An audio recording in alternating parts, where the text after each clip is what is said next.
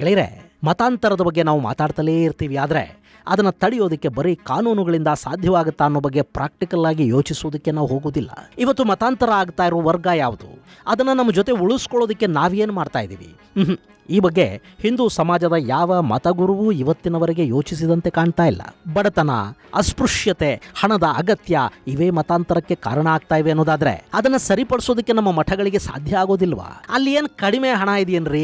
ಅಕಸ್ಮಾತ್ ಕಡಿಮೆ ಬಿದ್ರು ಇಂಥ ಕೆಲಸಕ್ಕೆ ಅಂದ್ರೆ ಕೊಡೋ ಕೈಗಳಿಗೇನು ಬರಾನ? ನಮ್ಮಲ್ಲಿ ಜಾತಿಗೊಂದು ಮಠ ಇದೆಯಲ್ಲ, ಅವರು ಜಗದ್ಗುರುಗಳಾಗದೇ ಇದ್ರೂ ಪರವಾಗಿಲ್ಲ, ಆಯಾ ಜಾತಿಗಳನ್ನ ಮೇಲೆತ್ತೋದಕ್ಕೆ ಪ್ರಯತ್ನ ಪಟ್ಟರು. ತಮ್ಮ ಜಾತಿಗಳಲ್ಲಿನ ಬಡವರ ಉದ್ಧಾರಕ್ಕೆ ತಮ್ಮದೇ ಜಾತಿಯ ಶ್ರೀಮಂತರ ಸಹಾಯ ಪಡ್ಕೊಂಡು ಅಲ್ಲಿ ಆ ಸಮುದಾಯದ ಬಡವ ಶ್ರೀಮಂತನ ನಡುವೆ ಒಂದು ಸೇತುವೆ ಆದರೂ ಕೂಡ ಭಾರತದ ಎಲ್ಲ ಸಮುದಾಯಗಳು ಉದ್ಧಾರ ಆಗಿಬಿಡೋದಿಲ್ವಾ?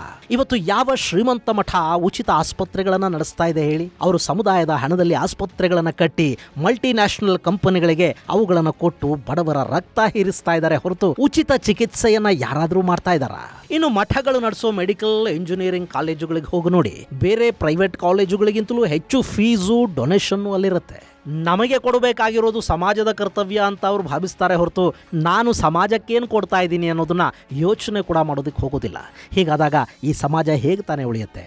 ಹಿಂದೂ ಸಮಾಜದ ಸ್ವಾಮಿಗಳು, ಮಠಾಧಿಪತಿಗಳು ಒಂದು ನೆನಪಿಟ್ಕೋಬೇಕು, ಅವ್ರು ಹೀಗೆ ಒನ್ ವೇ ಟ್ರಾಫಿಕ್ ಮಾಡ್ಕೊಂಡು ತಾವು ಮಾತ್ರ ಗೆಬುರುಕೊಳ್ತಾ ಕೂತ್ರೆ